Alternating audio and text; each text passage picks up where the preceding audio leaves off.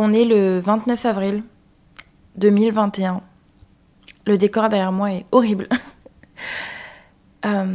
Mais je suis officiellement... Je ne suis plus officiellement. Je suis officiellement plus. Enfin bref. J'ai vaincu ma dépression. C'est incroyable. Je vous en ai parlé il y a pas longtemps dans une vidéo. Et je vous avais un peu confié le fait que j'étais en dépression. Sans rentrer dans les détails. Je savais qu'un jour j'en parlerais en vidéo parce que je trouve que malheureusement, malgré un effort assez conséquent, on va pas se mentir, la dépression est toujours vue comme une mauvaise chose. Enfin, c'est pas une partie de plaisir, je vais pas vous mentir, mais elle est pas assez mise en avant et elle n'est pas assez considérée à mon goût. Donc je savais qu'à un moment dans ce voyage, cette traversée de la dépression, j'allais prendre la parole pour vous parler de mon expérience. Mais je m'étais toujours dit, je ferais quelque chose avec un décor derrière moi et en fait, je serais coincée devant ma caméra pendant 2 heures à vous parler de ma dépression. Et finalement, j'ai pas envie de faire ça. Parce que déjà, je pense que ça va m'ennuyer. Ça risque de vous ennuyer vous aussi. Alors au lieu de faire ça, je me suis dit pourquoi pas faire un petit journal de bord. Maintenant que je n'ai plus besoin de ma psychologue et qu'elle m'a officiellement déclarée remise de cette dépression qui a commencé le 11 décembre 2020 et on est le 29 avril.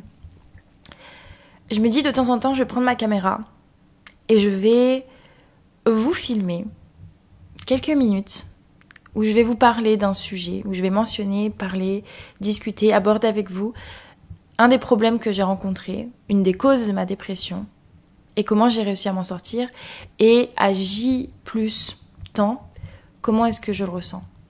Alors, je sais pas du tout si ça va vous plaire, je sais pas du tout si ça va bien rendre à la caméra. J'essaierai quand même de faire attention parce que bon, là il y a des plaids parce que j'ai fait la sieste avant mon rendez-vous avec ma psy. Je sais pas du tout ce que ça va donner, je sais pas si cette vidéo va pouvoir vous aider, mais le fait qu'aujourd'hui on m'ait dit, depuis tous ces mois de galère, de souffrance, de tristesse, d'angoisse, de médicaments, qu'on me dit vous avez plus besoin de moi, vous allez bien, vous allez mieux et vous êtes cette petite flamme en vous qui s'était éteinte, c'est enfin rallumé et regardez comme vous rayonnez. Waouh, c'est un truc de ouf. Et je pensais jamais arriver à ce moment-là. Il y a des jours où je me suis dit ça finira jamais. Et des jours où je me suis dit ça prend trop de temps, je devrais déjà être soignée. Et j'étais dure envers moi-même et envers ma propre rémission. Et aujourd'hui qu'on me dise vous avez plus besoin de moi. Bon, si vous avez besoin de temps en temps de parler, rendez-vous ponctuel, il n'y a pas de souci. Mais on fixe plus de rendez-vous, vous et moi. Bonne chance et je vous souhaite plein de belles choses. Et j'espère ne pas vous revoir. C'est un truc de malade.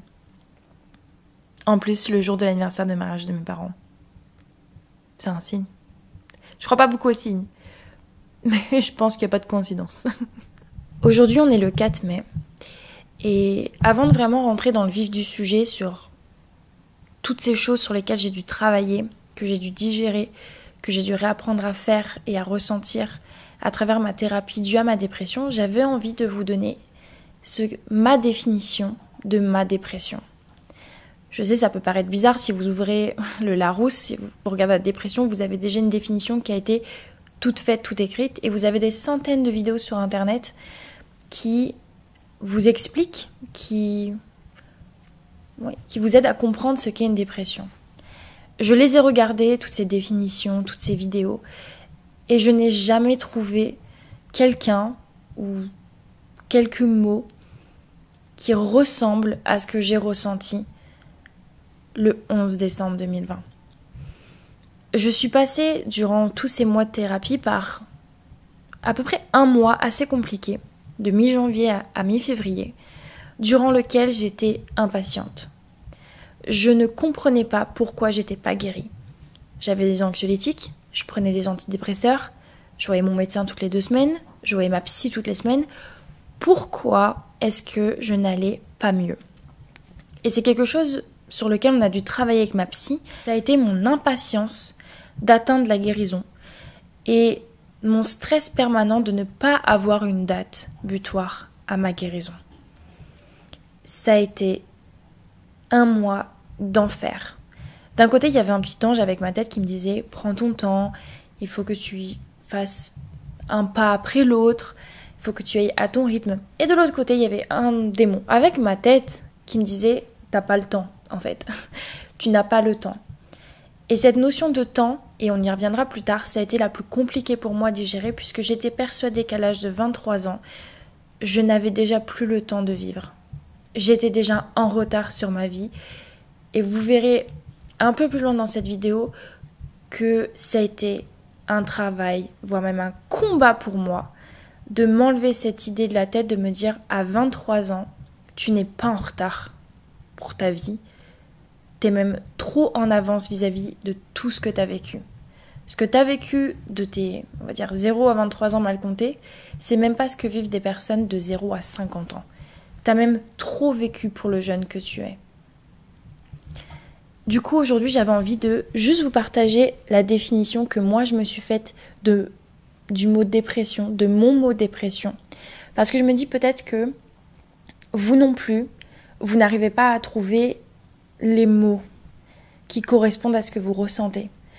Il y a des personnes qui vont vous dire « j'ai senti un truc se briser en moi ». D'autres qui vont vous dire « j'ai été vidée de toute émotion, de tout sentiment, de toute envie de vivre, même parfois ». Moi, c'est pas du tout ce que j'ai ressenti. Vous le savez, si vous me suivez, je vis seule dans un appartement qui fait 50 mètres carrés, avec un chat. Donc, je suis toute seule avec un chat. Elle prend pas beaucoup de place, et moi, dans 50 mètres carrés, j'ose espérer que j'en prends pas plus. À partir du 11 décembre, je ne saurais pas vous expliquer pourquoi. J'avais l'impression de ne jamais être seule. Jamais. J'avais plus ces moments, vous savez, un peu spéciaux, un peu particuliers, où des fois on est juste posé sur son canapé et notre esprit divague. On s'imagine sur une plage de sable blanc à Hawaï, à Disney, on réfléchit déjà au prochain cadeau de Noël qu'on va offrir. À partir du 11 décembre, j'avais constamment l'impression d'être avec une centaine de personnes dans ce 50 mètres carrés. Avec ou 100 personnes, ou alors d'entendre tout le temps des mots qui résonnent dans ma tête, des choses qu'on a pu me dire qui m'ont fait du mal. J'ai revécu des situations auxquelles je n'avais pas pensé depuis des années. J'ai revu le visage de personnes que je n'avais pas vues depuis 10 ans, mais qui m'ont fait mal il y a 10 ans en arrière. Et je n'arrivais pas à comprendre pourquoi. Est-ce qu'à partir du 11 décembre, à partir du moment où j'ai complètement craqué, je n'ai jamais été aussi encombrée et je ne me suis jamais sentie peu seule de ma vie. Et j'ai fini par comprendre. Pendant une semaine, j'ai essayé de travailler sur une définition de mon mot dépression, de me dire, attends, ça doit exister. Peut-être que tu l'as pas trouvé sur Internet, mais peut-être que tu l'as en toi. Comment est-ce que tu t'es ressenti ? Et je me suis fait un peu de mal et j'ai essayé de revivre ce 11 décembre. Les sentiments, les émotions, ça a été très difficile parce que ça a été une journée catastrophique pour moi, vraiment. Et c'est là où j'ai compris. Je vais vous dire la métaphore que j'ai pour ma dépression et peut-être que ce sera la même que la vôtre. Ou peut-être que ça va vous apporter une révélation, une illumination, j'en sais rien. Auquel cas, j'ai juste envie de partager ça avec vous. J'ai fini par comprendre qu'il existe 3 types de personnes. Je dirais pas qu'il y en a des mieux que d'autres. Je me permettrai pas de juger. Mais parmi vous, il y a sûrement certains d'entre vous qui sont d'un de ces 3 types différents. Si je vous donne un petit verre comme ça, et que je vous donne une bouteille d'1,5 litre d'eau, et que je vous dis de verser 1,5 litre d'eau dans son verre, certains d'entre vous vont me dire, c'est pas possible. C'est pas possible. Le contenu, le rapport est pas bon. Et ne vont pas le faire. Il y a un second type de personne, la personne que j'étais, qui veut dire ok, et qui va verser 1,5 litre d'eau dans un petit verre comme ça, et forcément, bien évidemment, c'est logique, il va y avoir de l'eau partout. Et il y a un troisième type de personne qui va dire ok, mais tu m'as pas dit combien de temps j'avais pour le faire. Tu m'as pas dit si je devais le faire en 10 secondes, en 10 heures, en 10 jours, en 10 semaines, en 10 mois, en 10 ans. Et ce sont des personnes qui vont remplir le verre, attendre que l'eau s'évapore, et re-remplir. Et ils vont faire ça jusqu'à ce que les 1,5 litre de la bouteille soient finalement rentrés dans ce verre. Ça leur aura peut-être pris 2 mois, 6, 7, 1 an, 2 ans, 3 ans, mais ils auront réussi le défi. Ils auront fait rentrer 1,5 litre d'eau dans un petit verre comme ça. J'espère Et je travaille sur moi pour devenir cette troisième catégorie de personnes. Vous allez vous dire, elle me parle de verre d'eau, c'est quoi le rapport avec sa dépression? Eh bien, ce verre, c'est mon cerveau. C'est, on va dire, la taille de tout ce que... Ça représente la taille, en fait, de tout ce que mon cerveau a été capable d'encaisser depuis toutes ces années. Sauf qu'au lieu de digérer les événements, les situations, les mots ou les personnes que j'ai pu rencontrer qui m'ont fait du mal, qui m'ont fait du tort, j'ai pas digéré. J'ai pas laissé mon eau s'évaporer et j'en ai rajouté encore et encore et encore, sauf qu'à un moment, ça a débordé. Et c'est comme ça que moi j'ai ressenti ce 11 décembre, c'était un débordement. J'ai été submergée de tout, de situations que j'ai vécues quand j'avais 4 ans, de situations que j'ai vécues quand j'avais 22 ans, de situations que j'ai vécues quand j'en avais 18. Vous voyez ce que je veux dire? Et après, maintenant que mon eau était partout, la seule chose que je pouvais faire, c'était éponger mon eau. Et c'est ce que j'ai fait pendant tous ces mois de thérapie. J'ai épongé en fait tout ce qui était ressorti malgré moi, tout ce qui m'a submergée. Il a fallu que je l'éponge. Aujourd'hui, mon verre n'est pas vide. Mais toute l'eau qui a débordé, toute l'eau qui était autour de mon verre a été épongée. Et c'est comme ça que j'ai ressenti ma dépression. J'ai été submergée par tout. Toutes les situations, toutes les personnes, tous les mots, tous les traumatismes que j'ai pu vivre, ils m'ont submergée. Et je me suis sentie presque noyée. À chaque pas que je faisais dans cet appartement, je revivais une nouvelle situation, je réentendais des mots qui m'ont blessée, qui m'ont fait du mal. Et je ne me suis jamais sentie aussi peu seule de ma vie. Le problème, c'est que j'étais seule. Physiquement, j'étais seule. Il y avait Bonnie, mais ça, c'est pas sa faute, ça n'a rien à voir, mais j'étais physiquement seule. C'est là que j'étais plus seule. Et c'est pour ça que j'arrivais plus à dormir, que je faisais des cauchemars, que je faisais des crises d'angoisse, que des fois j'avais la vision trouble et je me mettais à pleurer. C'était physiquement éprouvant parce que c'est pas quelque chose que je pouvais évacuer. Quand quelqu'un vous embête, quand vous n'avez plus envie de parler à quelqu'un parce qu'il vous a blessé, vous éteignez votre téléphone, vous la supprimez des réseaux sociaux, vous ne l'avez plus en visuel, vous êtes libéré de cette personne. Quand c'est là, vous ne pouvez pas éteindre. Ça ne s'éteint pas. Vous ne pouvez pas dire stop, supprimer, bloquer, c'est impossible. Et j'ai dû vivre pendant des mois avec ça. Avec le visage de personnes que je revoyais dans des rêves qui venaient me hanter, avec des mots que j'entendais. Des fois, j'étais tranquillement en train de regarder une série, j'avais les poils des bras qui s'hérissaient et je revivais une situation durant laquelle on m'a fait du mal, durant laquelle on m'a maltraité, que ce soit physiquement ou verbalement. Et ça a été dur. Ça a été super dur. Mais à partir du moment où j'ai trouvé ma définition de la dépression et que j'ai compris qu'en fait, il fallait juste que j'éponge déjà l'eau qu'il y avait autour de mon verre et que après, je m'occuperai de l'eau qu'il y a dedans, à partir de ce moment-là, le petit diable est parti et je suis restée en tête-à-tête avec mon petit ange et je lui ai dit « T'as raison, pas à pas. Ça prendra le temps que ça prendra, mais à la fin, il y aura plus d'eau autour de mon verre. Et je me sentirai enfin seule. » Et je pense que c'est la première fois de ma vie que j'ai eu autant envie de me retrouver seule à nouveau.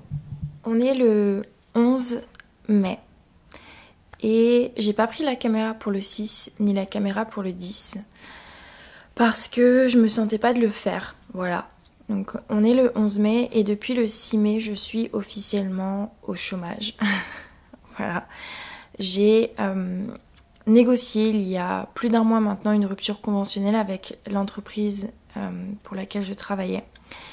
Et la date de fin de contrat a été le 6 mai et j'ai récupéré tous les documents hier, donc le 10.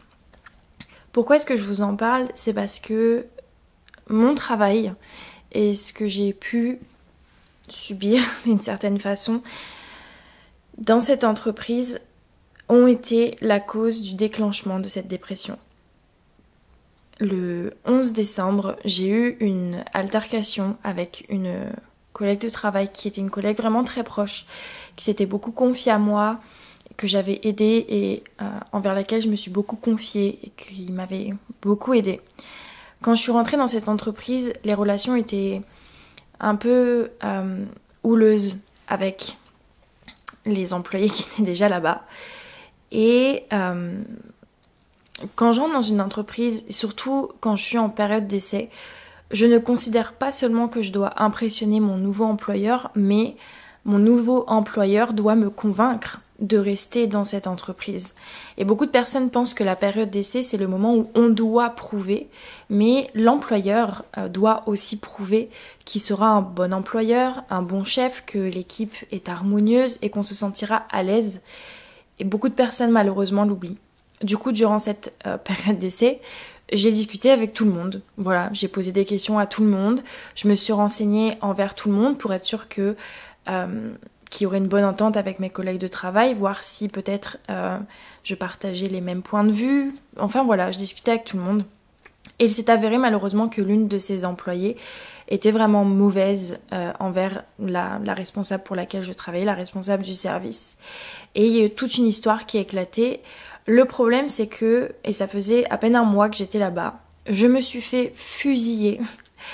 Je me suis fait agresser verbalement en fait par une collègue de travail qui me traitait de faux cul parce que je parlais avec cette personne, que je parlais avec tout le monde, que j'écoutais, etc. Et ça m'a détruit, j'ai pleuré tout ce que j'avais à pleurer. Le problème c'est que j'ai dû expliquer à cette personne que d'une, la personne en elle-même qui m'a agressée verbalement n'avait aucune raison de le faire puisque en plus c'est l'une des premières personnes à qui j'ai confié que j'avais une chaîne YouTube, quelque chose que je voulais garder pour moi et je me suis sentie assez en confiance avec cette personne pour en discuter, mais que surtout on ne pouvait pas me reprocher de discuter avec tout le monde parce que j'étais encore en période d'essai et que forcément j'ai besoin des retours des gens, savoir comment ça se passe en général dans le service, comment ça s'organise, l'entente, la façon de travailler. Forcément je fais mes recherches parce que signer un CDI c'est un contrat à durée indéterminée, ça peut durer 10 ans comme ça peut en durer 15, 20. J'avais besoin d'une sécurité et forcément, ne connaissant réellement aucun de tous mes collègues, je parlais avec chacun d'entre eux. J'aurais aimé que ce soit la seule fois où je me sois fait agresser verbalement ou psychologiquement par des personnes de service, mais pas du tout. Du 3 novembre 2019 au 11 décembre 2020, jour auquel j'ai fini par poser un arrêt maladie et je suis tombée en dépression, je me suis fait agresser verbalement et manquer de respect par 5 personnes différentes de ce service. 5 personnes différentes. Je suis quelqu'un de très professionnel et quand ça se passait, en plus forcément ça se passait devant tout le monde et j'étais dans un état pitoyable, je pleurais, crise d'angoisse, crise de panique.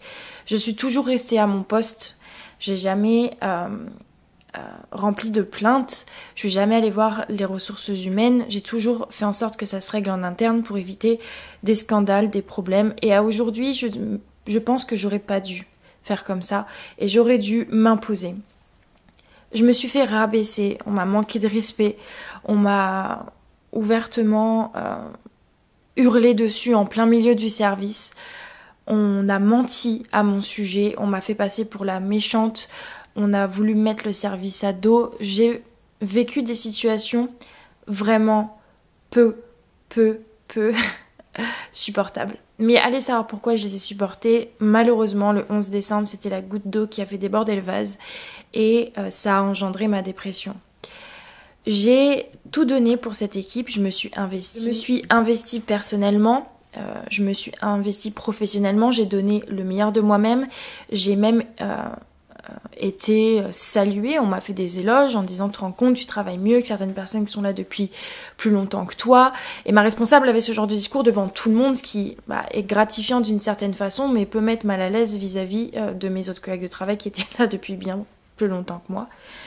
On m'a donné des charges, on m'a donné des responsabilités quand ma responsable était en vacances ou ne voulait pas venir travailler le samedi, puisque je travaillais un samedi sur 2, c'est moi qu'on laissait en charge du service. Enfin voilà, on m'a vraiment considérée, pour pouvoir dire humblement que j'étais vraiment un atout pour cette équipe.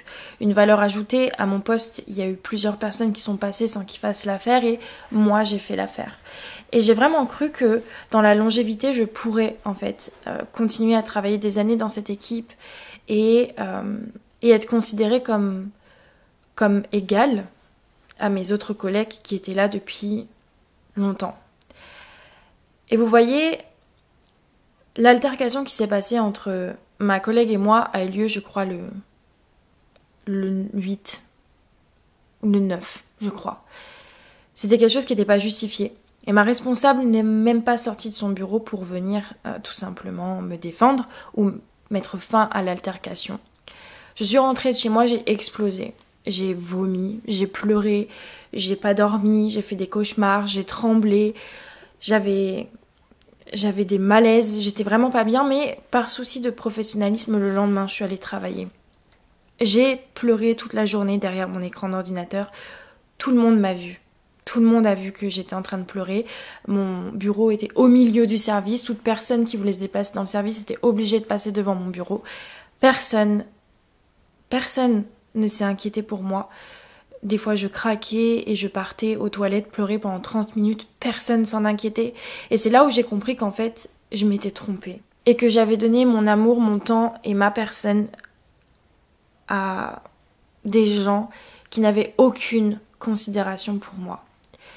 J'ai posé un arrêt maladie, du coup, le 11. J'ai vu mon médecin, c'était pas possible. Ma tension était pas bonne.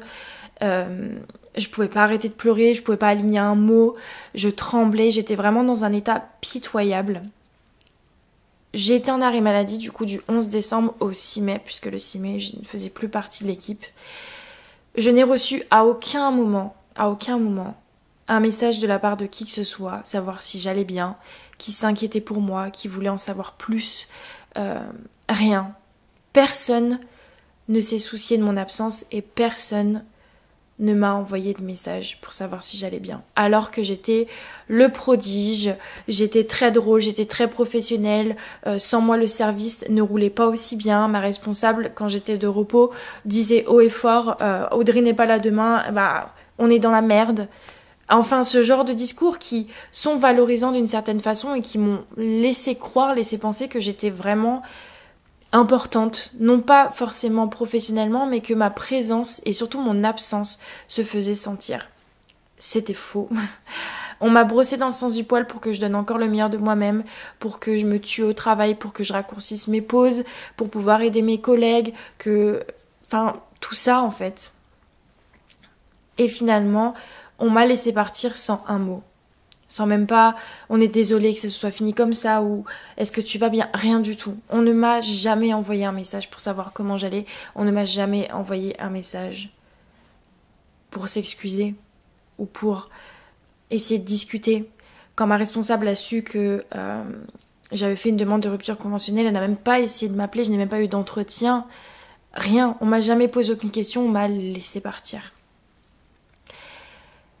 Et je suis la fille la plus heureuse du monde aujourd'hui de ne plus faire partie de cette équipe. Pendant ma dépression, je me suis énormément remis en question et j'étais persuadée que c'était de ma faute. Ma psychologue m'a fait comprendre que je n'étais pas coupable, on n'avait pas à me traiter de cette façon. En un peu plus d'1 an et 1 mois, je me suis fait agresser verbalement et manquer de respect 5 fois par 5 personnes différentes de ce service. Et à chaque fois, je m'étais remis en question en me disant « c'est de ma faute, je le mérite ». Sauf que c'était pas le cas. On m'a juste dit « merci d'être resté le reste de la journée pour travailler. Merci, j'ai pu compter sur toi du coup. Enfin, t'aurais pu partir parce que t'étais vraiment pas bien, t'as fait une crise, mais t'es quand même resté travailler, merci. » Voilà. À savoir j'estimais que cette responsable, c'était la meilleure responsable que je pouvais jamais rêver d'avoir. J'avais besoin de m'absenter, il n'y avait pas de souci, on changeait les horaires. J'avais besoin de partir un peu plus tôt, c'est pas grave, je rattrapais le lendemain, on ne notifiait même pas les RH. Enfin, c'était vraiment une responsable, très sincèrement, que je portais dans mon cœur et ça m'est rarement arrivé. Pour vous donner une anecdote, à tel point que quand j'ai commencé ma recherche pour les calendriers de l'Avent, pour l'ouverture des calendriers de l'Avent, j'ai découvert qu'il y avait un calendrier de l'Avent entre Cosmeti et Sephora. Et avec cette collègue de travail avec qui j'ai eu ma dernière altercation, on s'est cotisé et à toutes les deux, on a offert à ma responsable pour la remercier de tous les efforts qu'elle avait fait, de nombre de fois où elle nous a sauvé la peau, ou du nombre de primes qu'elle a négociées pour nous avec son couteau, enfin vous voyez. Et pour la remercier, on lui a offert ce calendrier de l'Avent. C'était pour vous dire à quel point j'étais attachée à cette responsable et j'étais persuadée que l'estime que j'avais envers elle, elle était à double sens, mais je me suis trompée. Aujourd'hui, je suis au chômage. Je ne sais pas ce que je veux faire. J'ai plus trop confiance, on va dire, au monde de l'entreprise. Donc j'essaie de me concentrer un peu sur moi. C'est la première fois depuis que j'ai 18 ans que je me retrouve au chômage. J'en ai 24, j'ai toujours travaillé. Je suis restée max 3 semaines sans boulot et j'ai quand même trouvé quelque chose. Je ne sais pas combien de temps ça va durer, mais pour l'instant je me sens bien et j'ai envie de chérir ce « je me sens bien ». Et ça a été difficile pour moi d'admettre que j'allais quitter cette entreprise parce que j'étais persuadée, vraiment persuadée que j'y retournerais un jour. Et aujourd'hui, je suis contente et je suis triste pour eux parce que je le dis fièrement et avec beaucoup de, d'honneur. Ils ont perdu un élément inestimable. C'est moi. On est le 29 mai et aujourd'hui, j'avais envie de vous parler de ma petite flamme. Alors, qu'est-ce que c'est ma petite flamme ? Avant tout ça, avant toutes les choses qui se sont passées, j'étais quelqu'un de très très ambitieuse. Je savais où je voulais aller, je me laissais pas faire par n'importe qui. Personne n'avait le droit de me maltraiter, de me rabaisser. Personne, en fait. Et c'est comme ça que j'étais vivante, la fille drôle qui fait rire tout le monde. J'ai toujours été comme ça, j'ai toujours été identifiée comme ça. Et au fur et à mesure des années, finalement, ma petite flamme a fini par diminuer.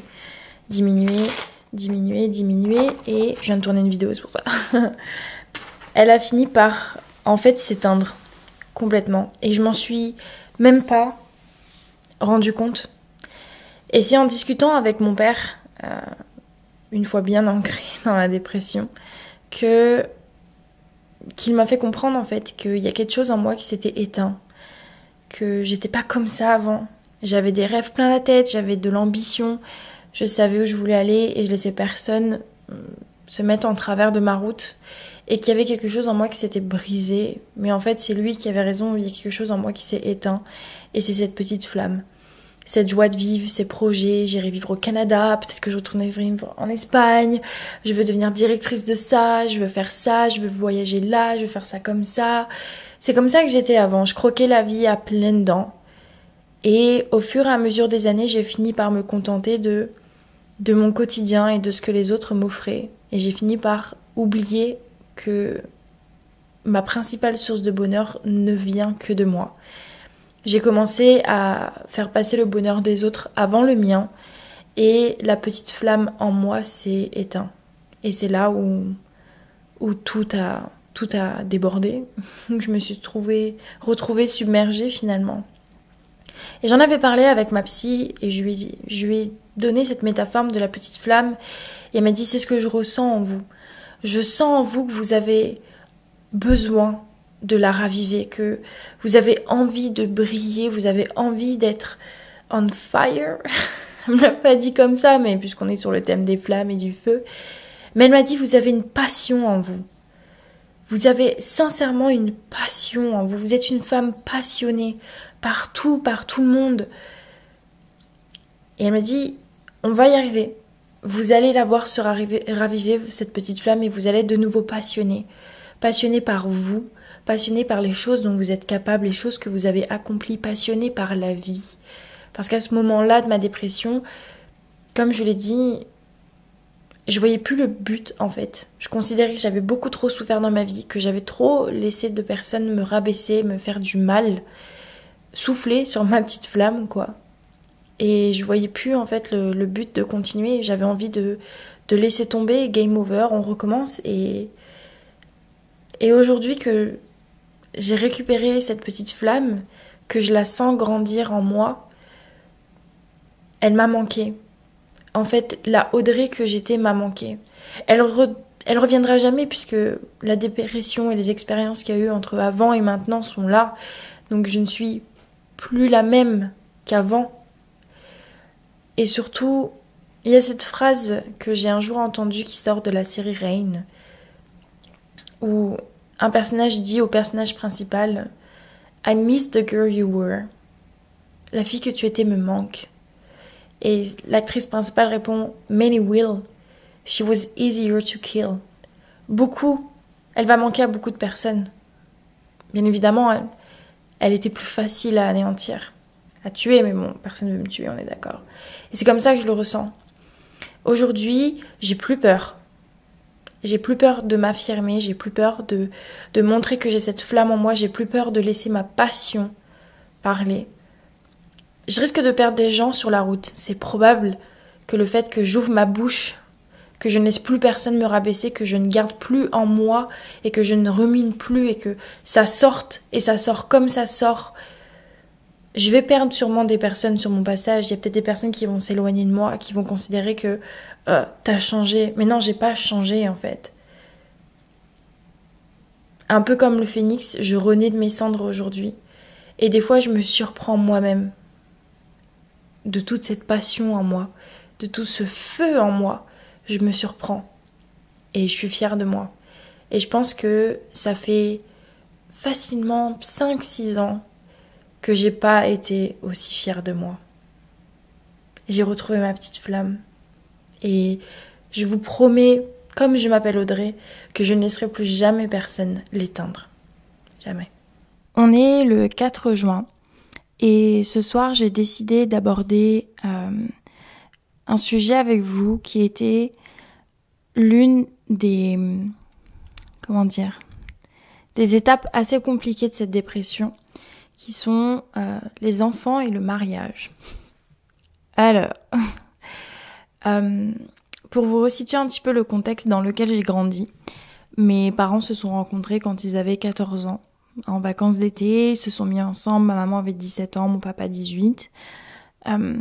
Et depuis qu'ils ont respectivement 22 et 23 ans, ils sont mariés. Encore aujourd'hui, ils sont mariés. Ils ont fêté leurs 26 ans de mariage. Et ils sont ensemble depuis 1989, donc leurs 32 ans ensemble. Ils fêtent ce mois d'août leurs 32 ans ensemble, donc voilà. Je n'ai pas connu de divorce. Il y a eu beaucoup de divorces dans ma famille, mais mes parents n'ont pas divorcé. Ils ont, toujours traversé les étapes ensemble, main dans la main. Ils ont toujours été là l'un pour l'autre.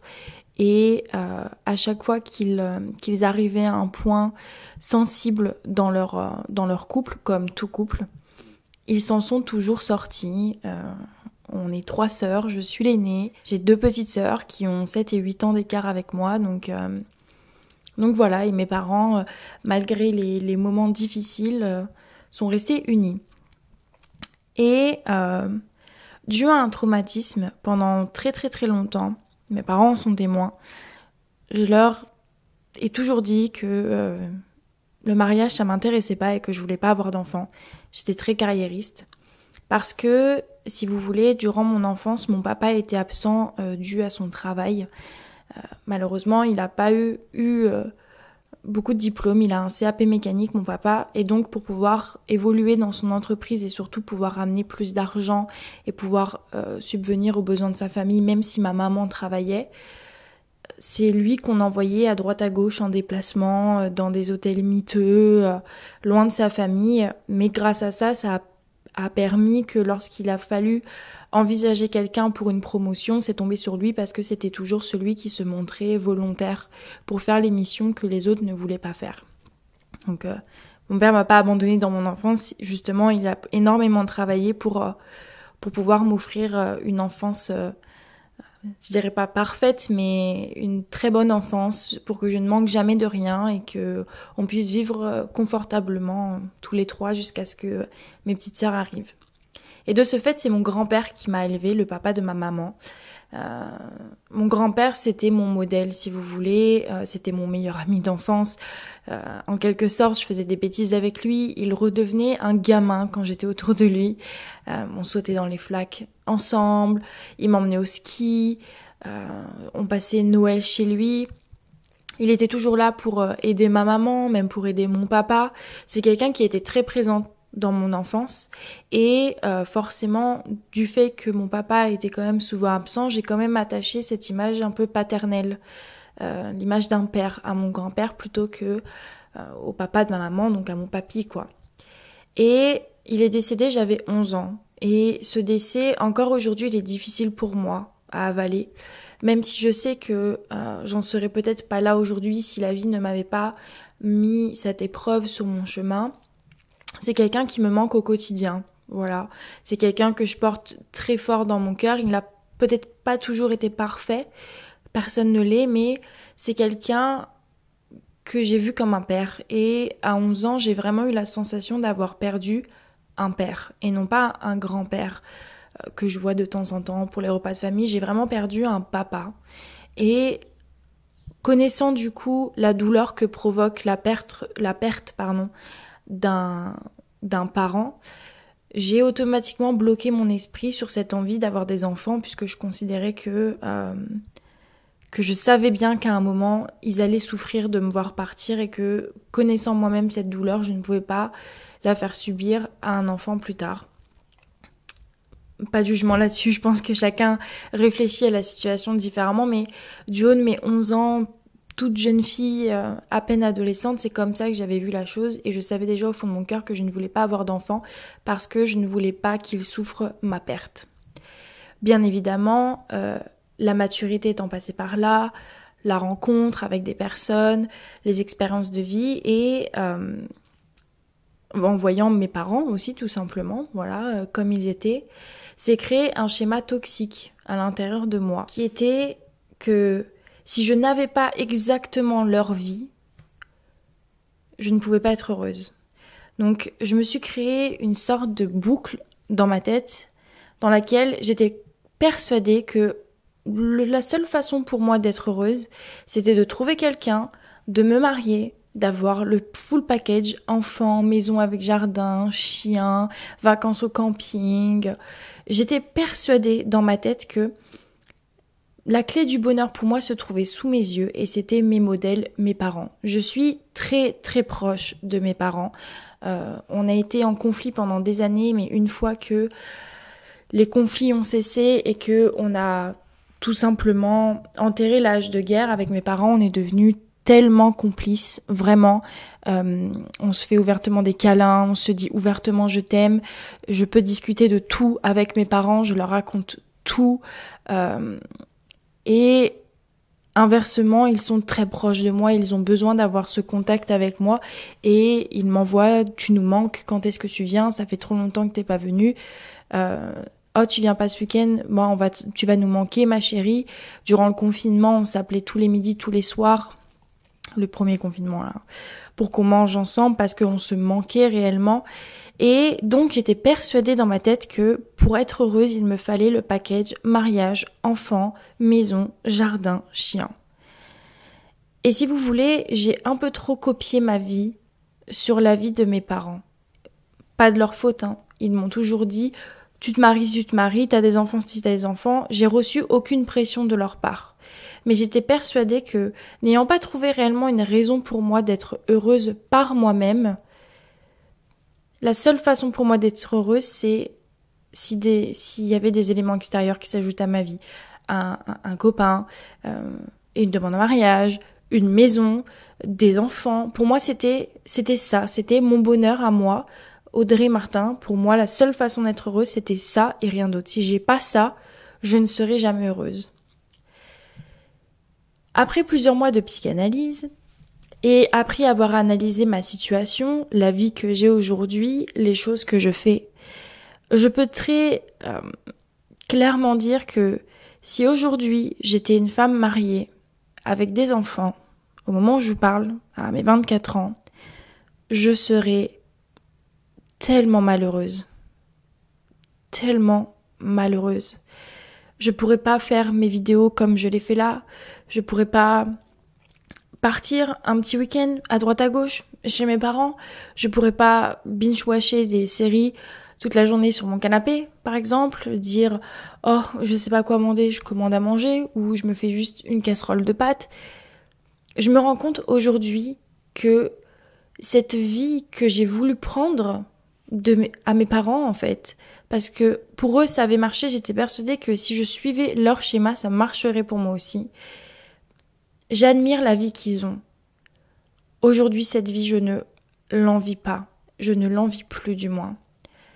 Le mariage, c'est une très jolie chose, mais aujourd'hui, j'ai compris que si je ne me marie jamais, je vivrai parfaitement heureuse sans être mariée. Et en plus, je conserverai le nom de famille, parce que, sachant qu'on est 3 filles, le nom de famille risque de s'éteindre avec nous. Donc en plus, je conserverai mon nom de famille. J'aime bien mon nom de famille, franchement. Je suis sortie avec des garçons, hein, voilà, ils étaient ce qu'ils étaient, mais il y en a certains, les noms de famille, j'étais pas heureuse, quoi. Franchement, si j'avais dû prendre leur nom de famille, voilà, c'était pas des noms de famille extraordinaires. Martin, c'est classique, c'est basique, ça passe partout, c'est international. Martin, ça me va très bien. Mais surtout, aujourd'hui, même si, oui, forcément, pas forcément, mais même si oui, ça me ferait plaisir d'avoir une famille à moi, de connaître au moins ce que c'est une fois dans ma vie, de donner la vie à un enfant et de voir son enfant grandir. Je suis même pas sûre à 100% que c'est un but que j'aimerais achever dans ma vie. Très sincèrement. Je suis déjà une super tata. J'ai une amie qui a un petit qui est juste adorable. Je suis déjà une super tata. Voilà. Et ça me va bien. J'ai déjà le potentiel d'une chouette tata. On verra dans quelques années si j'ai potentiellement les qualités requises pour être une chouette maman. Mais je me vois pas devenir maman dans les 5 ans qui viennent. Et même pas dans les 10 ans qui viennent. On en parlera un peu plus tard dans cette vidéo. Aujourd'hui, j'ai des projets. Et j'ai envie de réaliser mes rêves. Et de me suffire à moi-même et de me auto-rendre heureuse sans que personne n'ait à intervenir. J'ai envie de me lever le matin et de me dire « je me suis rendue heureuse ». En croyant en moi et en achevant ce but, ce rêve, cette chose, eh ben je me suis rendue heureuse et je ne le dois à personne. Mais ce sera pour un peu plus tard dans la vidéo. On est le jeudi 10 juin, donc d'ici une dizaine de jours, les vidéos que je suis en train de tourner vont bientôt sortir. Et aujourd'hui, j'avais envie de vous parler d'un sujet qui est moi vis-à-vis de moi. J'ai abordé un petit peu plus tôt dans la vidéo que j'avais eu une période d'1 mois où j'avais été très dure envers moi-même, où je ne comprenais pas pourquoi j'étais pas guérie, où je ne me laissais pas le temps et je trouvais que je prenais trop de temps à guérir. Donc j'avais vraiment une très mauvaise estime de moi et en fait c'est ce qui s'est passé presque durant toute cette période de dépression, toute cette période de suivi psychologique. J'avais une estime de moi à moins 8000, voilà, tout simplement. Je trouvais que j'étais faible, que j'avais pas de mental, que j'avais pas de courage, qu'être tombée en dépression à l'âge de 23 ans c'était pathétique, que j'étais ridicule, que j'étais moche quand je pleurais, que franchement c'était normal que personne ne m'aime, que je manquerais à personne. Enfin bref, je suis tombée dans une tourmente assez compliquée durant laquelle je n'avais plus de respect pour moi-même en fait. Et je ne me considérais plus et tout ce que je faisais était nul, tout ce que je disais n'avait pas de sens. Et voilà, en fait j'étais du caca. Voilà, on va dire tout simplement, on va mettre les points sur les i, les barres sur les t. C'est comme ça que je me sentais, j'étais ridicule. Et ça en arrive à un point très grave, en quelque sorte, puisque la veille de mon anniversaire, donc je suis née le 5 février, et le 4 février, au soir, je suis rentrée dans une crise d'angoisse, comme jamais j'en ai eu. J'avais du mal à respirer, je pleurais, je gémissais tellement c'était douloureux, parce que je ne voulais pas avoir 24 ans et encore être en dépression. Je ne voulais pas être au 5 février, je voulais pas que ce soit mon anniversaire parce que je ne voulais pas avoir 24 ans et être en dépression. Et j'étais fâchée contre moi, j'étais fâchée contre le temps, j'étais vraiment ignoble avec moi-même. En fait, j'étais méchante avec moi-même, tout simplement. Si j'avais pu sortir de mon corps et me foutre des patates à moi-même, je pense que je l'aurais fait, très sincèrement. Ce qui n'est pas bien, voilà, tout simplement. Et j'ai fini par en discuter avec la psy et elle s'est rendue compte que j'avais quand même un regard très dur envers moi-même et que j'étais dure envers ma personne compte tenu de la période que j'étais en train de traverser. Et durant une des séances, elle m'a tout simplement fait dire à voix haute toutes les choses positives chez moi. Alors au début j'étais là, il n'y a rien, non mais il n'y a rien, vous trouverez rien. Et puis en fait elle a débloqué des petits paliers où elle m'a dit est-ce que vous êtes doué pour ça. J'étais là, oui, oui, en effet. Est-ce que vous aimez bien faire ça comme ça? Ou elle a réussi à débloquer chez moi la conscience de toutes ces choses quand même chouettes que je suis capable de faire, toutes ces choses chouettes qu'il y a chez moi. Et j'ai fini par faire une liste dans ma tête de toutes ces choses que j'aimais chez moi, malgré tout, malgré cet état compliqué dans lequel j'étais. Et c'est surtout elle qui m'a fait comprendre que je ne pouvais pas être dure envers moi-même. Je devais être ma meilleure amie. Elle m'a dit, imaginez si votre amie, votre meilleure amie se retrouvait dans votre situation. Exactement mot pour mot votre situation et qu'elle ressentait tout ça. Est-ce que vous lui diriez, t'es nulle, tu mets trop de temps à te remettre de ta dépression, tu vas avoir 24 ans, t'es en dépression, t'es moche, tu pleures tout le temps, t'es un déchet, tu fais des cauchemars, enfin, est-ce que vous lui diriez ça? Et je lui ai dit non, absolument pas, je me permettrai jamais, je serai là, je serai en soutien. Elle m'a dit faites ça pour vous, soyez un soutien pour vous. Et c'est elle qui m'a fait comprendre qu'il n'y a pas de mal à des fois juste, voilà, faire ça et dire ça va aller. Ok, là tu fais une crise d'angoisse, ça va aller, respire, essaie de penser à un moment où tu étais heureuse. Tu te souviens, ce moment-là, oh là là, qu'est-ce qu'on a rigolé avec papa et maman, avec les filles, c'était trop drôle. Et en fait, c'est incroyable ce que je suis en train de vous dire, mais j'ai fini par être ma plus grande source de réconfort. Et des fois, c'était comme si je parlais à une amie, et j'ai fini par me traiter moi-même et traiter ma douleur, ma dépression comme une amie.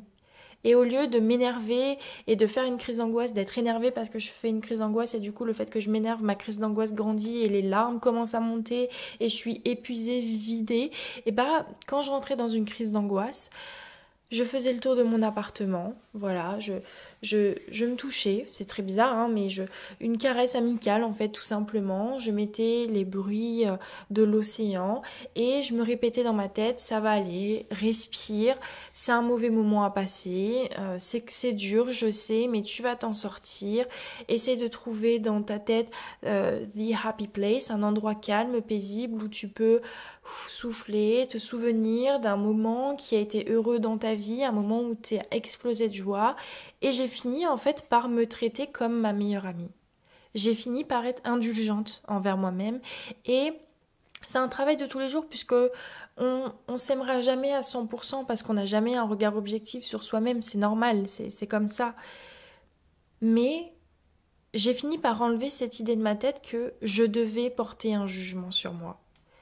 C'est pas facile tous les jours, je suis pas en train de vous dire qu'aujourd'hui je m'aime à 100% et qu'il y a personne qui m'aime plus que moi je m'aime. Non, c'est un travail de tous les jours et c'est un combat en quelque sorte que je mène tous les jours d'essayer de, ok, bah aujourd'hui j'aime pas mon corps, mon ventre je l'aime pas, je vais fixer mon regard sur quelque chose que j'aime.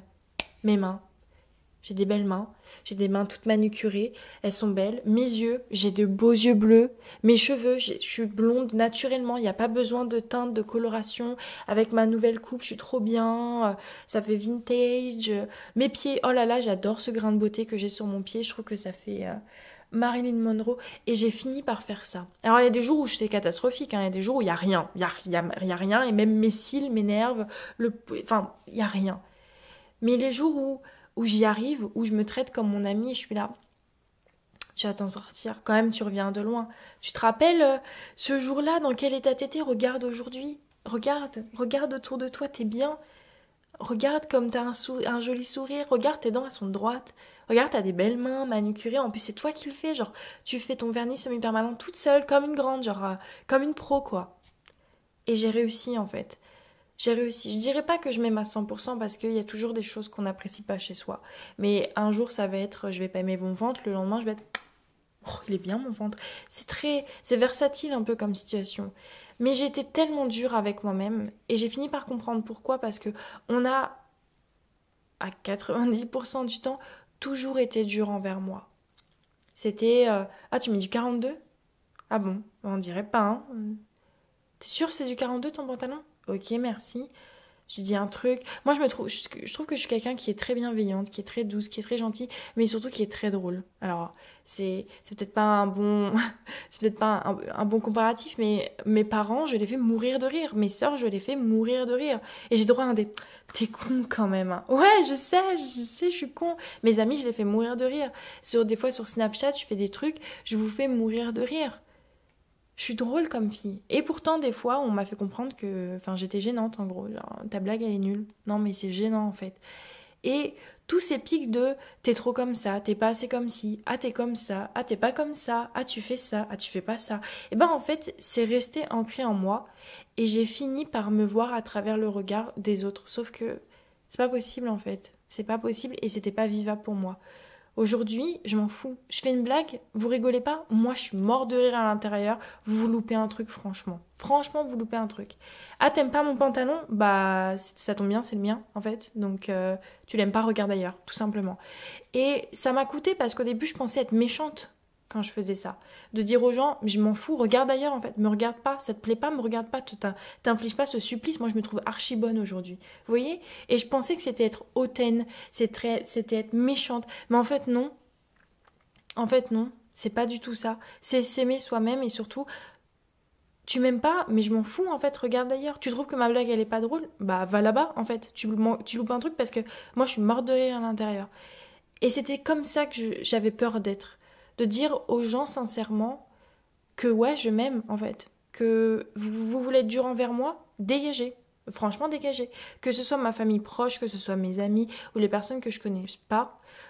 Il y a quelques mois en arrière, je me rendais malade pour des situations où on me pointait du doigt, où on me faisait penser que j'étais la méchante de l'histoire, où au lieu de prendre en considération mes sentiments, on s'énervait contre moi et limite on me reprochait d'avoir dit ce que je pensais. Aujourd'hui, je m'en fous. Je le dis, ça plaît pas. Au revoir. Au revoir. J'ai trop laissé les gens être durs envers moi et j'ai fini par être imbuvable envers ma personne.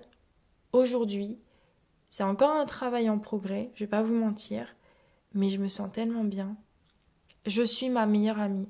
Je suis la personne qui me réconforte quand des fois les crises d'angoisse remontent. Je suis là, ça va aller. Bon, calme-toi, c'est un mauvais moment passé, c'est une crise d'angoisse. Elle est là, de toute façon. Respire, c'est incroyable. Il y a quelques mois en arrière, je m'insultais. Et je disais aux gens, ouais, bah oui, je suis grosse, ouais, je sais, hein, la petite grosse du groupe. C'est fini maintenant. Des fois, ça m'arrive encore. Je peux vous mentir, ça m'arrive encore. Mais aujourd'hui, c'est fini. C'est hors de question. Et quand je dis hors de question, c'est hors de question que je laisse qui que ce soit être dur envers moi. C'est fini. Le prochain qui fait ça, il dégage en fait. Parce que j'ai trop laissé les gens être durs envers moi et je suis devenue dure envers moi. Et j'ai fini par me détester alors que j'aurais dû être depuis toujours et depuis le début ma meilleure alliée. On est le 15 juin. La vidéo sort dans 5 jours. Et je suis très très très stressée. J'ai quasiment fini de la filmer. Mais c'est en termes de montage que ça va être compliqué, je pense, pour moi de revoir tous ces bouts de vidéo, de revivre en quelque sorte toutes ces émotions, toutes ces paroles que je vous ai dit. Mais j'avais envie de vous parler de moi et de mon corps. Alors bien évidemment, là vous vous attendez sûrement à la section où je vais vous dire que j'ai fait la paix avec mes bourrelets, que j'ai enterré l'âge de guerre entre moi et mes poils, mais pas du tout. C'est pas mon corps dans son esthétique. Ce dont je vais vous parler, c'est de mon corps en tant que bouclier, en tant que force, en tant que corps humain en fait. Vous pouvez vous dire mais de quoi elle parle en fait celle-là. Mais c'est que durant ma dépression, j'ai détesté mon corps. Encore une fois, j'ai pas détesté mon apparence ou mon physique.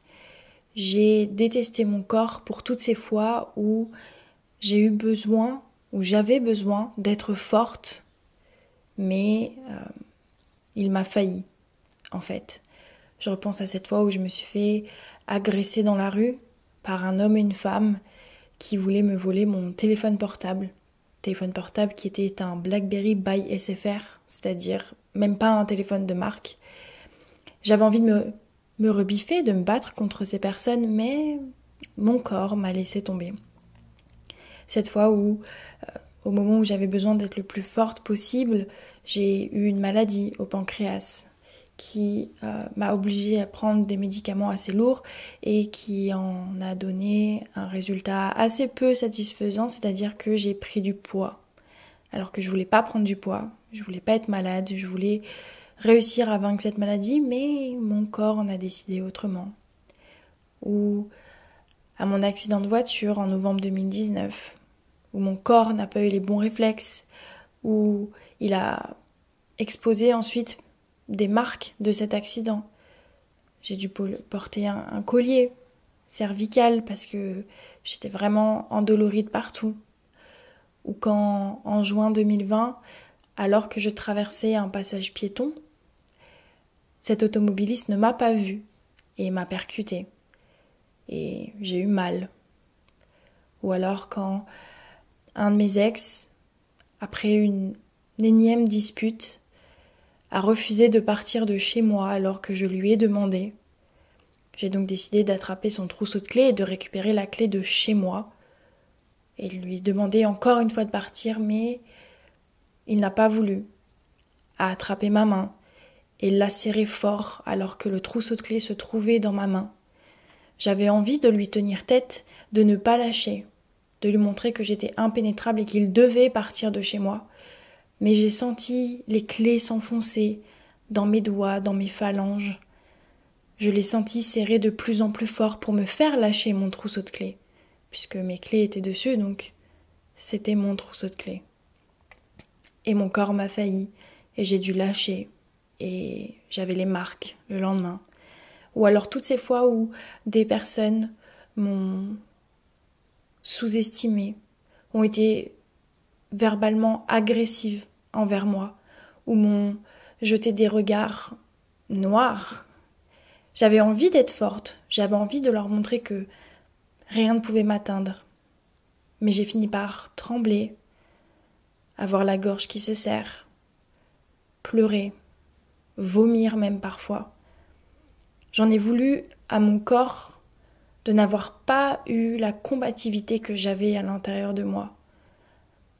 De vouloir en fait être forte. Je trouvais que trop souvent il m'avait failli dans sa tâche de bouclier et que plus d'une fois, parce qu'il avait lâché, parce qu'il avait abandonné, j'avais paru faible aux yeux des autres. Et en plus, j'avais les marques de tout ce qui s'était passé. Accident de voiture, me faire percuter par une voiture, me faire agresser en pleine rue, mon ex. Ces fois où j'étais tellement mal parce que, sous le poids du regard ou des mots des autres, mon corps m'a laissé tomber. Et vous devez vous dire, oui, ok, mais ça c'est du mental. Non, parce que le mental, je l'avais.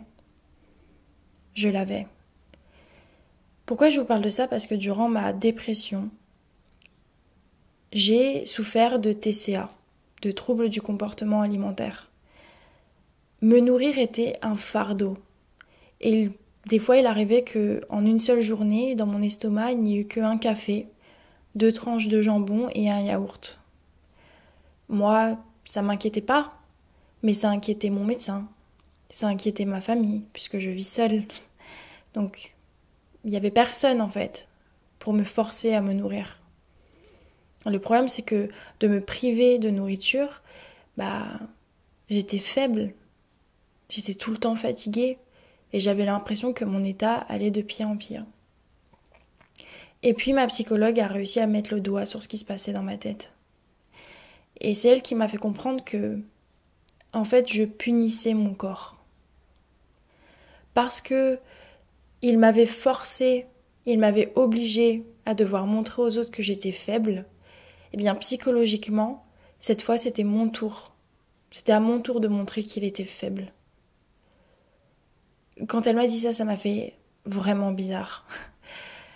Je me suis dit, mais non, je pense pas comme ça, j'ai juste pas faim. Et elle m'a tout simplement expliqué que, oui, la dépression avait quelque chose à voir là-dedans. Et que le fait que j'étais déprimée, que je pleurais tout le temps, l'appétit n'était plus là et du coup ça avait donné lieu à des troubles du comportement alimentaire. Mais cette sensation en fait que mon corps m'ait laissé tomber et que mon corps, lorsque je voulais être forte, ne m'a pas suivie et a au contraire prouvé aux autres que j'étais faible, eh bien j'étais fâchée contre lui. Il a donc fallu que je pardonne mon corps, que je le pardonne de m'avoir fait faux bond à des moments où j'avais besoin qu'il soit fort, que je le pardonne de ne pas être parfait, que je le pardonne tout simplement de n'être qu'un corps, un corps d'être humain, et que oui, des fois il porte les marques de certaines blessures. J'ai des cicatrices sur mon corps qui viennent me rappeler des moments pas forcément joyeux, mais elles sont là. C'est du vécu, c'est de l'histoire. Mon corps a 24 ans aujourd'hui et même s'il m'a failli à certains moments, eh bien parfois, ça a été ma plus grande force. Aujourd'hui, j'ai pardonné mon corps et je suis OK avec les cicatrices que je porte sur moi. Et même, je lui en ajoute d'autres, de cicatrices pour l'embellir. Piercing au nez, tatouage, dont un petit nouveau. D'ailleurs, c'est étonnant que personne ne l'ait remarqué dans mes dernières vidéos. Voilà. Et puis, inconsciemment, finalement, avoir pardonné mon corps de ne pas être parfait et de, des fois faiblir sous le poids des mots des autres, le poids des regards des autres, ou même la violence de certains ou de certaines choses, eh bien ça m'a fait comprendre que j'aimais mon corps. Alors c'est un travail de tous les jours puisque c'est, je pense, compliqué d'être à 100% amoureux de son corps. Mais le fait de lui avoir pardonné et d'avoir conscience que oui, c'est un bouclier, mais des fois, il y a des petits accros, eh bien j'ai appris à apprécier mon corps tel qu'il était. Et j'ai compris que lui et moi, on ne fait qu'un. Et que je ne pouvais pas passer ma vie à détester mon corps, que ce soit dans sa fonction de bouclier ou du coup dans son esthétisme. Et aujourd'hui, ça va mieux. Il y a des fois où je le déteste, où je le regarde et je le trouve pas beau. C'est comme une relation de couple. Je l'aime fort, mais des fois, je le supporte pas. Et rien que de le voir, ça m'énerve. Le problème, c'est que je suis un peu obligée de le regarder tout le temps, mon corps, puisque je peux pas. Je peux pas faire un transfert astral, aller dans un autre corps le temps d'une journée, le temps que... C'est pas possible. C'est compliqué. Parce que quand on n'aime pas son corps, parce que il y a des bourrelets, il y a des poils, c'est des choses qu'on peut changer. Quand on en veut à son corps, parce que quand on avait le mental d'être fort et de se battre, lui n'a pas suivi, c'est délicat comme situation. Et c'est une situation dans laquelle je me suis retrouvée. Aujourd'hui, je l'apprécie, ce corps. Il m'a permis de ne pas avoir le Covid. Mine de rien, je suis passée à travers pour l'instant. Il l'a peut-être vu passer, mais mes anticorps se sont mis en fonction. Le nombre de fois où je suis tombée dans les escaliers, où je me suis ramassé la tronche en plein centre-ville et je me suis jamais rien cassé. Ça aussi, c'est chouette. Le nombre de fois où je me suis coincé les doigts dans les portes et j'avais mal, mais il n'y a rien qu'à casser. Où je me suis brûlée. Et puis même, en y repensant, mon accident de voiture, oui, j'avais des douleurs, mais j'étais encore là. Il faut dire que vu l'état de la voiture, c'était vraiment pas gagné. Les pompiers, la police, même mon papa, quand ils ont vu l'état de ma voiture, j'étais une miraculée. Rien, pas une égratignure. Un bleu à la rigueur, des douleurs au cervical, c'est tout. Et quand cette voiture m'a percutée alors que je traversais un passage piéton, oui, j'ai eu un gros hématome sur la cuisse pendant une semaine et j'ai eu mal à la jambe, mais je m'en suis sortie indemne. Donc c'est qu'il n'a pas trop failli à sa tâche non plus. Et pour ce qui est des autres, on s'est mis d'accord, mon corps et moi. Ok, on allait tenir tête aux personnes qui seraient méchants avec nous et qui se montreraient violents verbalement, ou peut-être même physiquement, malheureusement. Mais on tiendrait le coup. On serait forte. Et puis le soir, on pleurera, parce que je pense que des fois, il y en a besoin.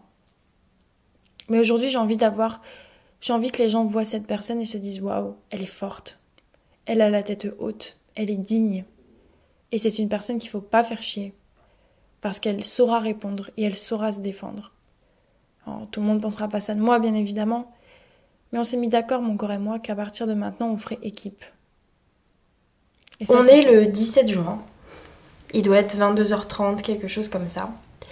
Et aujourd'hui, j'ai passé une bonne partie de l'après-midi à monter la vidéo que vous êtes en train de voir. Sauf cette partie-là, puisque je suis en train de la filmer. Vous avez compris. J'ai abordé avec vous toutes les grandes lignes de ce dont j'avais envie de parler, ce que j'avais envie de partager avec vous. Il y a bien sûr d'autres choses. J'ai pas fait 5 mois de thérapie uniquement dédiée au sujet dont je vous ai parlé. Il y a des choses beaucoup trop personnelles et ça rentrerait beaucoup trop dans ma vie privée de vous en parler. Et ça concerne des personnes qui n'ont rien à voir avec ce monde de YouTube et je ne souhaite pas exposer ces choses-là. Parce que voilà, c'est comme ça, c'est des choses que je souhaite garder pour moi. Mais dans les grandes lignes, vous savez à peu près ce qui m'est arrivé, mes batailles, mes combats, mes moments de doute, mes moments forts comme mes moments faibles, vous savez. Mais alors comment je vais aujourd'hui, me demanderez-vous? Eh bien aujourd'hui je peux très fièrement dire que je vais bien. C'est pas facile tous les jours. On n'est pas en rémission d'une dépression pour rien. Aujourd'hui j'ai pas reconsulté ma psy depuis le 29 avril, ce que je trouve plutôt chouette, honnêtement.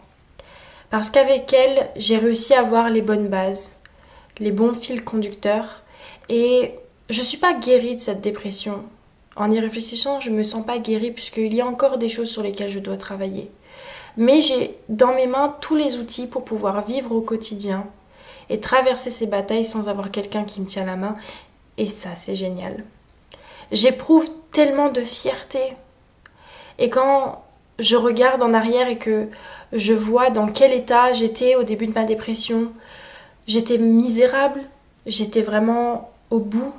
J'avais l'impression que tout était fini, que c'était la fin pour moi, qu'il n'y aurait plus d'espoir pour moi, que j'étais trop au fond du gouffre pour que quelqu'un puisse me sauver, puisse m'aider. Je suis tellement contente d'avoir eu tort. Vous savez pas aider à quel point.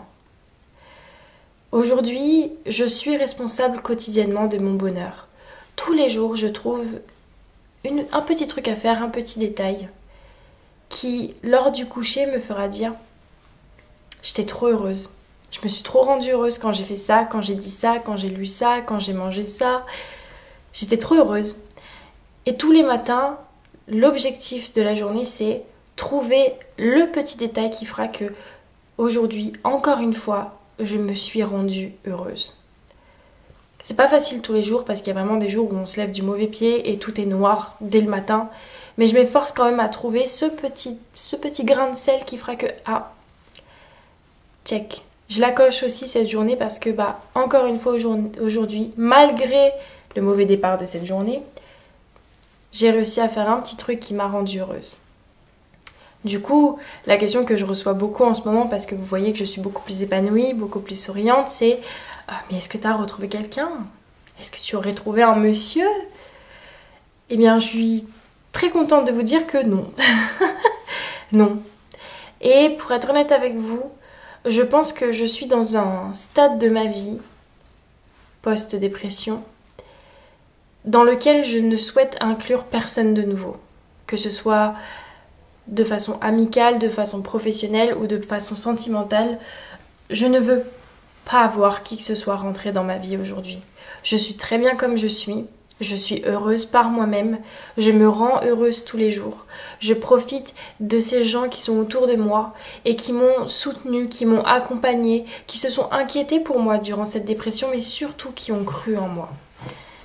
J'ai eu la chance d'être épaulée par la médecine, médecin généraliste, psychologue, mais surtout par ma famille, qui a été là au moment où j'étais au plus bas, à mes petites sœurs qui, pourtant, ce sont mes petites sœurs, m'ont réconfortée, m'ont pris dans leurs bras quand j'ai commencé à pleurer, à Sophie qui a passé des soirées entières à m'entendre pleurer en vocal, qui tous les jours me demandait alors t'as fait quoi de ta journée, et quand je lui disais elle me disait c'est pas grave, tu t'es reposée, c'est pas grave. à mes meilleures amies, Sandra, à Cyrine, à Emma, qui ont été là, qui m'ont vu pleurer, qui m'ont quand même soutenue, alors qu'elles avaient leur propre vie. Ça aurait pu mal tomber, elles auraient pu ne pas avoir de temps à m'accorder, mais chacune de ces personnes a pris le temps pour moi. De faire en sorte que j'arrête de pleurer, que je calme ma crise, que je souris, que je rigole et que je sois heureuse. Bien sûr, durant cette dépression, je suis celle qui a fait le plus gros. Parce que il a fallu que je me batte contre mes démons. Et comme je vous ai dit, je suis pas totalement remise. Il y a encore des choses sur lesquelles il faut que je travaille, mais aujourd'hui, j'en ai plus peur. C'est comme faire un marathon. C'est les derniers mètres qui sont les plus durs, qui demandent le plus de courage, le plus de force. Mais c'est ce que j'ai en moi, cette force et ce courage. Également, durant ma dépression, ma psychologue m'a demandé, mais quel était votre rêve d'enfant?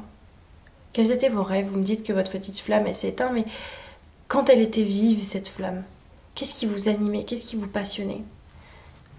Déjà, il y avait ma chaîne YouTube, dont je suis très contente et encore plus fière ces derniers temps, puisque j'arrive à maintenir un rythme de vidéo qui vous permet d'avoir plus de contenu et qui me permet, moi, de m'épanouir à travers vos commentaires et vos retours. Mais il y a un projet sur lequel je travaille. J'étudie depuis plusieurs semaines, plusieurs mois maintenant ce projet. Quand j'ai commencé à faire toute cette série de vidéos, j'avais déjà ce projet en tête et je me suis dit, je vais leur dire. Désolée de vous décevoir, mais c'est un projet que je vais encore garder un petit peu secret. Je vais bientôt rentrer dans le vif du sujet, vraiment commencer à travailler le corps de ce projet, puisque pour l'instant je le survole et j'étudie juste de quoi avoir les bases pour bien commencer. Mais j'ai tellement hâte. Ça va me demander beaucoup de temps, beaucoup de travail, beaucoup d'investissement. Ça va me demander énormément de choses ce projet, mais c'est un de mes rêves d'enfant. Et s'il y a bien une chose que j'ai compris durant cette dépression, c'est que j'avais laissé mes rêves de côté en pensant que le seul moyen pour moi d'être heureuse n'était pas de réaliser ses rêves, mais juste de devenir la femme d'eux, la mère d'eux, d'avoir un pavillon, un chien, un jardin. Et maintenant je me suis rendu compte que si j'en étais à là dans ma vie, je serais malheureuse.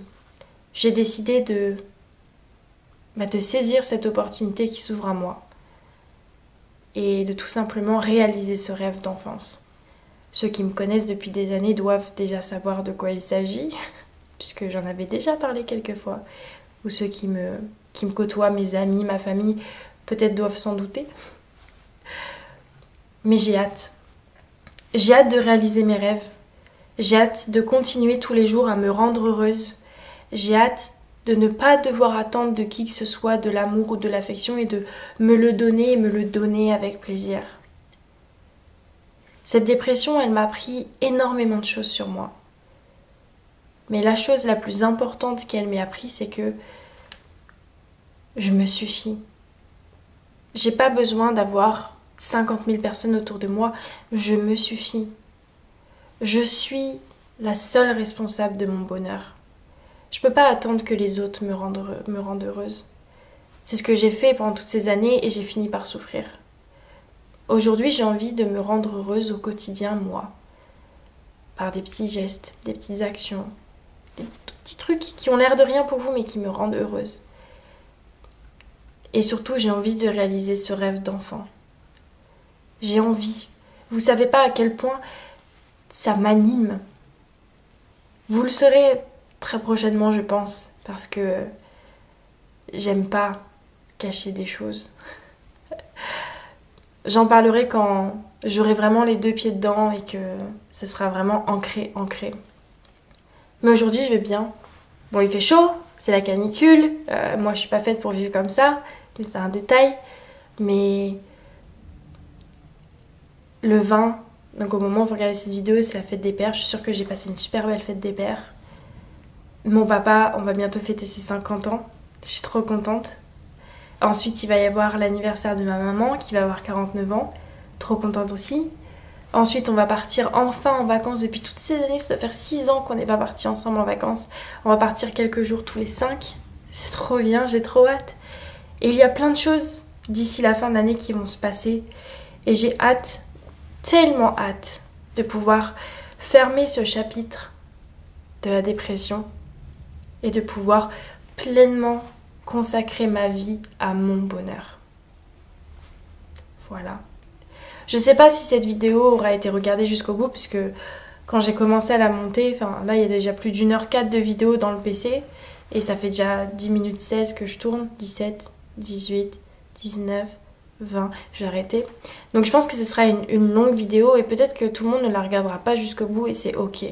Cette vidéo, elle n'est pas faite pour générer un maximum de vues, que les gens viennent sur ma chaîne, s'intéressent à ma dépression. Si je pouvais juste la garder entre vous et moi, je le ferais, mais je peux pas sélectionner qui regarde ou pas cette vidéo.